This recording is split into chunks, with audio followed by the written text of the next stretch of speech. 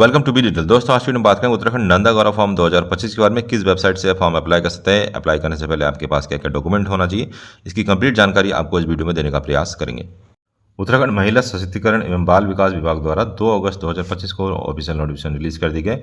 इसके फॉर्म आप ऑनलाइन आवेदन कर सकते हैं। यहाँ पे कन्या के शिशु के जन्म होने पर 6 महीने के अंदर आप फॉर्म अप्लाई कर सकते हैं। 11,000 रुपये इसमें आर्थिक मदद दिया जाता है। इसके अलावा बालिका के लिए कक्षा 12 यदि उत्तीर्ण किया है और स्नातक या फिर डिप्लोमा में प्रवेश लिया हो, और तीसरी जो शर्त है अविवाहित होने पर जो है आप इस फॉर्म को अप्लाई कर सकते हैं, जिसके अंदर 51,000 रुपये दिया जाएगा। ये केवल लड़कियां ही इस फॉर्म को अर्थात नंदा गौरव फॉर्म को अप्लाई कर सकते हैं। इसके लिए आपको ऑनलाइन ही फॉर्म को अप्लाई करना होगा। कंडीशन ये है कि आपके वित्तीय वर्ष 2025-26 में कक्षा 12 उत्तीर्ण किया हो, अर्थात 2025 में जिन्होंने 12 उत्तीर्ण किया हो, राजकीय मान्यता प्राप्त शिक्षण संस्थान से स्नातक जिन्होंने एडमिशन लिया हो, या फिर राजकीय मान्यता प्राप्त शिक्षण संस्थान से कम 1 वर्षीय डिप्लोमा कोर्स में प्रवेश करने वाली बालिकाएं ही इसमें पात्र होंगी।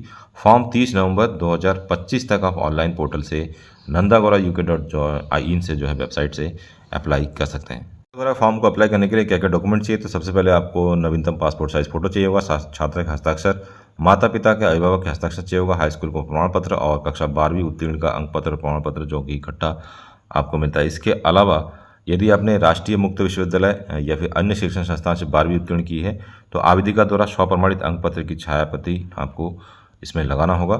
छात्रा एवं माता पिता का अभिभावक का आधार कार्ड चाहिए होगा, छात्रा एवं माता पिता अभिभावक एवं पैन कार्ड भी चाहिए, छात्रा का स्थायी निवास प्रमाण पत्र चाहिए, नगरीय एवं ग्रामीण स्थानीय निकाय द्वारा किया गया गृह कर अर्थात हाउस टैक्स या किराए समझौते के कागज लगाना है।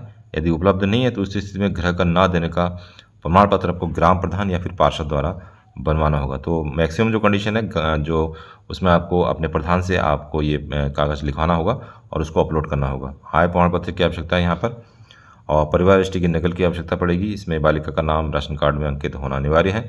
सामाजिक आर्थिक जाति जनगणना में परिवार इसकी स्थिति की अंकना की प्रमाण पत्र यदि उपलब्ध है। परिवार के विगत 3 वर्षों के बिजली के बिलों की प्रति और विगत 1 बार के पानी के बिल की प्रति, कनेक्शन न होने की स्थिति में शपथ पत्र आपको बनवाना होगा। पानी का भी शपथ पत्र इसमें लगाना होगा कि पानी के बिल आप लोग नहीं भरते हैं। सहदेश योजना के अंतर्गत केवल 2 बालिकाओं के लिए ही अनुमान्य है, इसलिए आवेदित बालिका के परिवार की अन्य बालिकाओं को पूर्व में 12वीं कक्षा पूरी करने पर योजना का लाभ दिए जाने न दिए जाने विषय शपथ पत्र आपको एक बनवाना होगा। तो एक परिवार से 2 ही बालिका को मिलता है। यदि 3 बालिकाएँ हैं तो उनको नहीं मिलेगा। तो इस संबंध में एक शपथ पत्र और लगाना होगा। इसमें ये मैटर आपको लिखना होगा, और मेरे परिवार द्वारा परिवार के समस्त खातों का विवरण 1 वर्ष के बैंक स्टेटमेंट सहित दिया गया है। तो इस तरीके से ये काफ़ी लंबा चौड़ा इसमें जो है मांगा जाता है।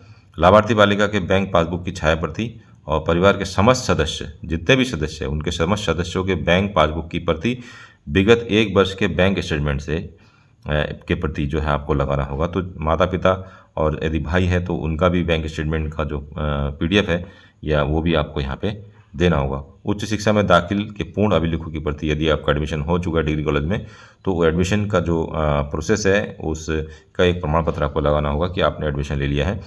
और प्रधानाचार्य द्वारा कक्षा 12 उत्तीर्ण करने का निर्गत प्रमाण पत्र, यहाँ से आप इस प्रारूप को डाउनलोड भी कर सकते हैं। केवल संस्थागत छात्रों के लिए है ये, अर्थात जिन्होंने रेगुलर किया है।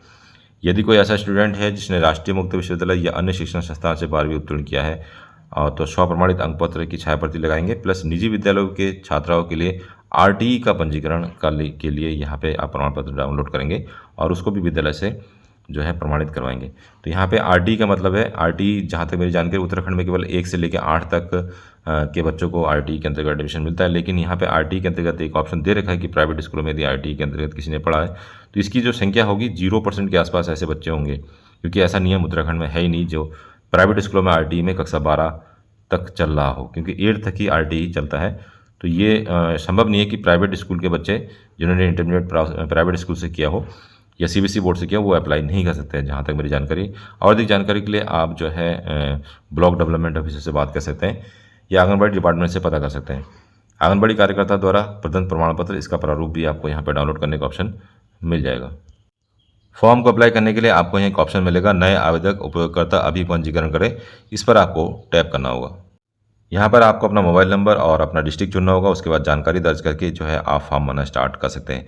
फॉर्म भरने की जो प्रक्रिया काफ़ी लंबी है, इसको आप आराम से अप्लाई कर सकते हैं या फिर किसी CSC सेंटर की हेल्प ले सकते हैं। तो दोस्तों ये था आज का वीडियो, मिलते हैं नेक्स्ट वीडियो में। जय हिंद, जय उत्तराखंड।